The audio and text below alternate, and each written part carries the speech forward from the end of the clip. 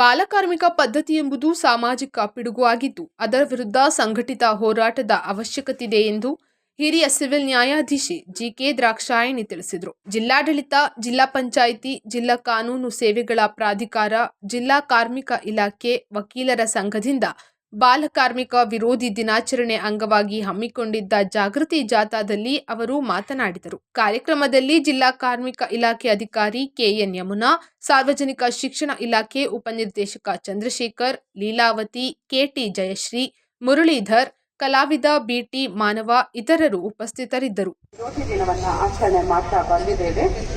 ಈ ಒಂದು ಕಾರ್ಯಕ್ರಮದ ಉದ್ದೇಶ ಏನಂತಂದ್ರೆ, ಒಂದು ಕಾನೂನು ಈ ದಿನ ಇಷ್ಟು ಕಠಿಣವಾಗಿ ಇದ್ರೂ ಕೂಡ ಇವತ್ತಿಗೂ ನಾವು ಒಂದು ಬಾಲಕಾರ್ಮಿಕ ಪದ್ಧತಿಯನ್ನ ನಮ್ಮ ಸಮಾಜದಲ್ಲಿ ನೋಡ್ತಾ ಬಂದಿದ್ದೇವೆ. ಅದು ಒಂದು ಶಿಕ್ಷಾರ್ಹ ಅಪರಾಧ ಆದರೂ ಕೂಡ ಮತ್ತೆ ಮೊದಲನೇ ಒಂದು ಅಪರಾಧಕ್ಕೆ 20,000 ಪನಿಷ್ಮೆಂಟ್ ದಂಡನೆಯನ್ನು ವಿಧಿಸುವಂಥದ್ದು ಮತ್ತೆ 6 ತಿಂಗಳ ಒಂದು ದಂಡನೆಯನ್ನು ವಿಧಿಸುವಂಥದ್ದಾಗಿದೆ.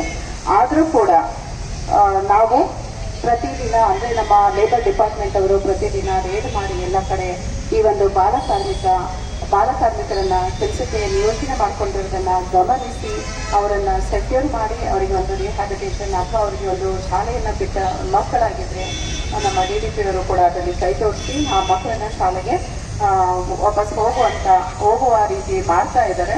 ಅದರಿಂದ ದಯವಿಟ್ಟು ಇದು ಒಂದು ಸಾಮಾಜಿಕ ಪಿಡುಗು, ಬಹಳ ನಮ್ಮ ಸಮಾಜದ ಮೇಲೆ ಒಂದು ಕೆಟ್ಟ ಪರಿಣಾಮವನ್ನು ಬೀರ್ತದೆ. ಯಾಕಂದ್ರೆ ಬಾಲ ಅಂತಂದ್ರೆ ನಮ್ಮ ಬಾಲ್ಯಾವಸ್ಥೆ ಮನುಷ್ಯನಿಗೆ ತುಂಬಾ ಪ್ರಮುಖವಾದ ಘಟ್ಟ.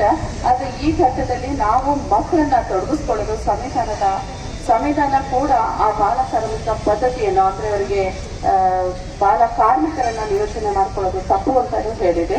ಮತ್ತೆ ಅದು ರೈಟ್ ಟು ಲೀವ್ ಮತ್ತೆ ರೈಟ್ ಟು ಪರ್ಸನಲ್ ಲಿಬರ್ಟಿ ಅನ್ನೋದು ಒಂದು ನಮ್ಮ ಸಂವಿಧಾನದ ಸಿದ್ಧಾಂತ. ಹೀಗಿದ್ರೂ ಕೂಡ ನಾವು ಇವತ್ತಿಗೂ ಒಂದು ಬಾಲಕಾರ್ಮಿಕ ಪದ್ಧತಿಯ ಅನಿಷ್ಟವನ್ನ ನಾವು ನಮ್ಮ ಸಮಾಜದಲ್ಲಿ ನೋಡ್ತಾ ಇದ್ದೇವೆ. ಈ ಒಂದು ಕಾರ್ಯಕ್ರಮದ ಉದ್ದೇಶ ಅಂದ್ರೆ ಅದನ್ನ ನಮ್ಮ ಸಮಾಜದಿಂದ ಸಂಪೂರ್ಣವಾಗಿ ತೊಡೆದು ಹಾಕುವುದು. ಈ ನಿಟ್ಟಿನಲ್ಲಿ ಎಲ್ರಿಗೂ ಪ್ರಚಾರ ಸಿಕ್ಕು ದಯವಿಟ್ಟು ಎಲ್ಲ ಉದ್ದಿಮೆದಾರರು ಈ ಮಕ್ಕಳನ್ನ ತಮ್ಮ ಒಂದು ಉದ್ದಿಮೆಯಲ್ಲಿ ತೊಡಗಿಸಿಕೊಳ್ಳೋದನ್ನ ತಪ್ಪಿಸ್ಬೇಕು.